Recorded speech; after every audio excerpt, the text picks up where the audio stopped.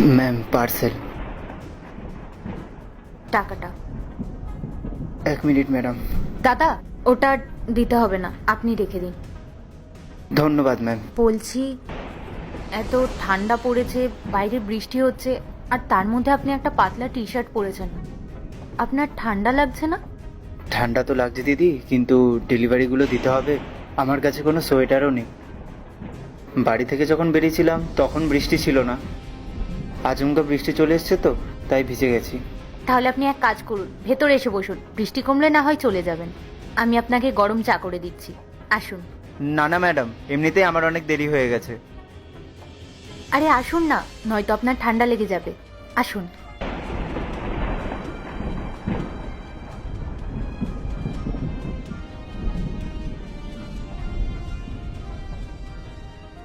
আসুন দাদা,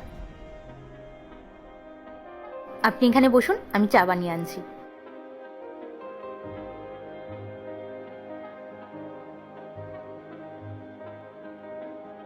রাহুল, খাবারের পার্সেল এসে গেছে।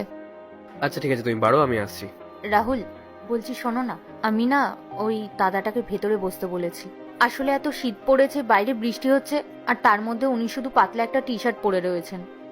আচ্ছা ঠিক আছে, ওকে এক কাপ গরম চা বানিয়ে দাও। হ্যাঁ, চা তো করে দেবই। আসলে রাহুল, আমি ভাবছিলাম যে তুমি যে কালকে নতুন জ্যাকেটটা কিনলে না, ওটা ওনাকে দিয়ে দেবো। পূজা, ওটা তো নতুন, আমি তো এখনো ওটা পরিনি, আর তুমি বলছো ওকে ওটা দিয়ে দিতে? প্লিজ রাহুল, তুমি না হয় অন্য একটা জ্যাকেট কিনে নেবে, এমনিতেও তোমার কাছে তো অনেক জ্যাকেট আছে। আর রাহুল, তোমার থেকেও না ওনার বেশি দরকার জ্যাকেটটা, প্লিজ। আচ্ছা ঠিক আছে, তুমি যখন চাইছো ওকে ওটা দিয়ে দিতে, তাহলে দিয়ে দাও। ঠিক আছে, চলো। আরে আমি গিয়ে কি করব? তোমার সঙ্গে ওর কথা হয়েছে, তুমি গিয়ে দিয়ে দাও না। চলো না রাহুল। আচ্ছা ঠিক আছে, তুমি জ্যাকেটটা বের করো, আমি আসছি। আসো।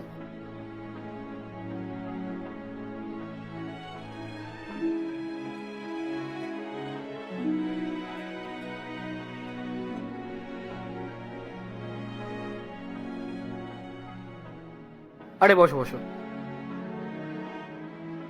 এই নাও চা। রাহুল, এই নাও। এ নাও। না না, এইসবের কোনো দরকার নেই। লাগবে না মানে? কেন লাগবে না? বাইরে এত ঠান্ডা পড়েছে, নাও ধরো। আরে পড়ো, ঠান্ডায় কাঁপছো তুমি।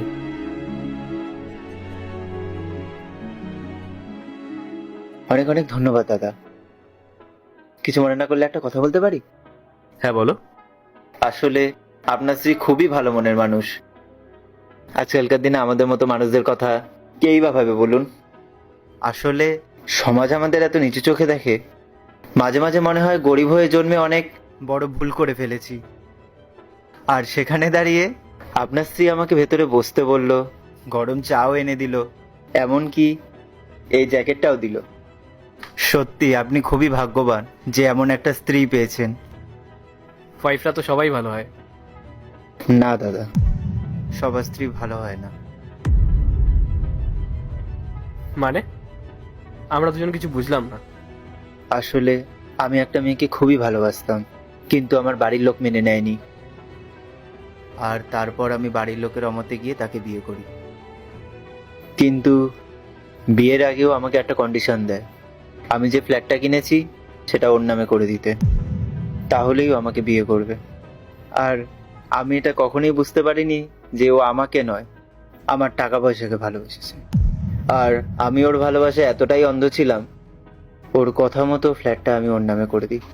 আর যেই সব কিছু ওর নামে হয়ে গেল, তার কিছুদিন পর আমাকে ফ্ল্যাট থেকে বের করে দিল। আর তারপর আমি কি করব কিছুই বুঝতে পারছিলাম না। বাড়িতেও তো ফিরে যেতে পারতাম না, কারণ তার জন্য আমি বাড়ির লোককে অপমান করে বাড়ি ছেড়ে চলে এসেছি।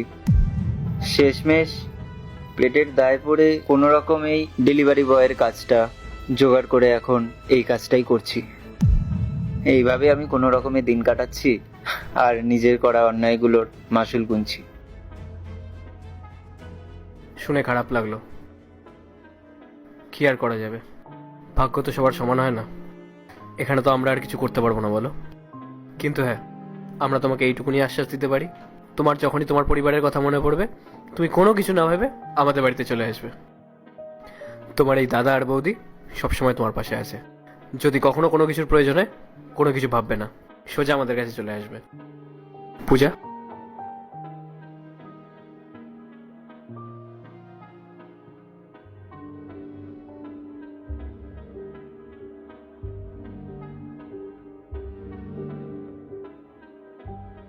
এ নাও কিছু টাকা রাখো। না না দাদা, এই টাকাটা আমার লাগবে না। আপনারা আমার জন্য যতটুকুনি করেছেন সেইটুখানি আমার জন্য অনেক। আর এটা আমি তোমাকে কোনো দয়া করে দিচ্ছি না, তোমাকে আমরা নিজের লোক মনে করেই দিচ্ছি। নাও ধরো। আরে বাইরে অনেক ঠান্ডা পড়েছে, তোমার কাছে ভালো জুতোও নেই আর একটা গরম জামাও নেই। এই টাকাটা রাখো, এই টাকাটা দিয়ে একটা ভালো জুতো আর একটা গরম সোয়েটার কিনে নিও। নাও ধরো, রাখো।